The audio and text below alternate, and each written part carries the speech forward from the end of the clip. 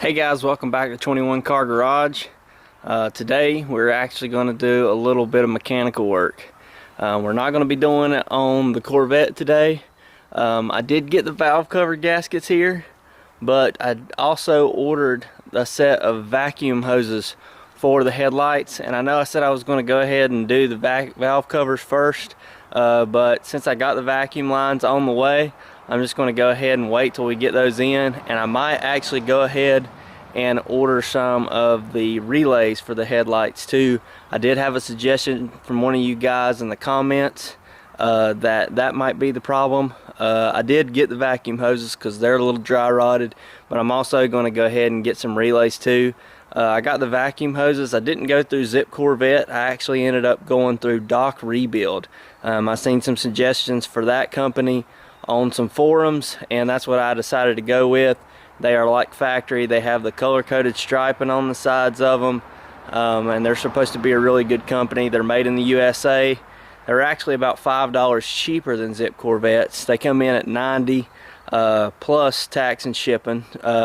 But yeah, I'm going to get those in sometime soon, and I'll do the valve cover gaskets and everything at the same time. Maybe do a little touch-up paint underneath the hood of the Corvette. But back to the subject of today's video, we're going to get Big Red here running again. I got a fuel pump for it today, and we're going to get that put back on. That way Little Red can stop being a daily driver all the time, and I can do a little bit of work on it and get some things straightened out. But yeah, let's get started here getting this fuel pump changed. Alright guys, this is not going to be a super in-depth tutorial on how to do this, because this is my first time changing a fuel pump on one of these trucks.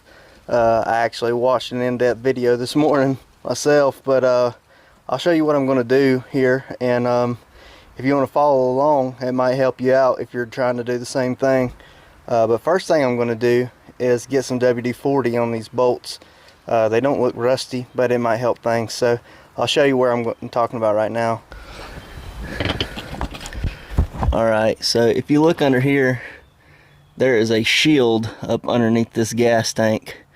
And that shield has 2 bolts here, and it also has 2 more right there.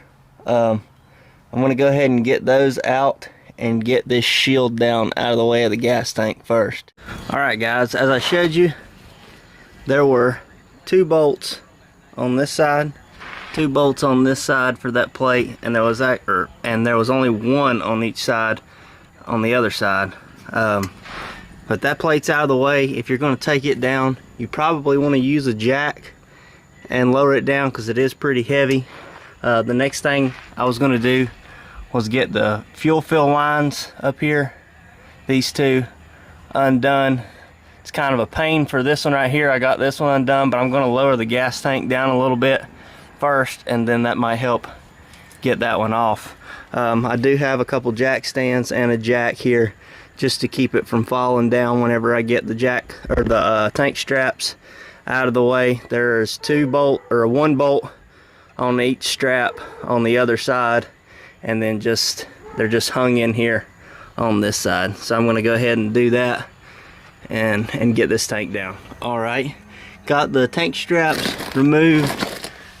With some help from Dad, I got that fuel hose pulled off the fuel fill tube up there, and then got it dropped down enough where I can get to all this stuff on top to start disconnecting it. So we're going to do that, and then we'll get the tank down the rest of the way so we can get that fuel pump switched out. Hey guys, that's going to wrap it up for today. I got the gas tank out. There is a connector that goes right here that broke off while I was trying to get it disconnected. It was kind of a pain in the butt to get it undone, and then it ended up just snapping off. So I'm going to figure out what that is and get another one.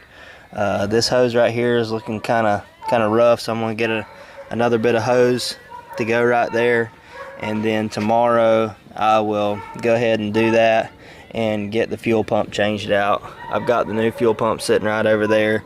I'm also going to get all the old gas out of it and try to get some new gas in it. That should make things better. New gas is definitely going to help because that gas stinks awful. It's been sitting for a while, the truck has, so the gases went bad, and we're going to get this fixed, and I'll probably do a part 2 on this tomorrow evening. So stay tuned, and if you're enjoying this content, I appreciate it. Don't forget to hit the like button if you like the video. If you want to see more content like this, hit the subscribe and leave a comment down below. Go follow our Instagram. I appreciate you guys watching. See you later.